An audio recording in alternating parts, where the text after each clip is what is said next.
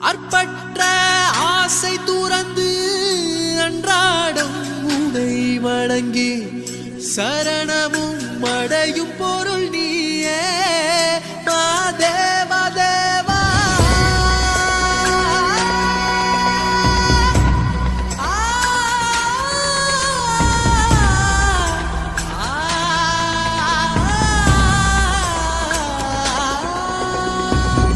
அற்பற்ற ஆசை துறந்து அன்றாடம் உனை வணங்கி சரணமும் அடையும் பொருள் நீயே மாதேவா தேவா. ஆள் கொண்ட சபலம் தீர எப்போதும் நாமம் சொல்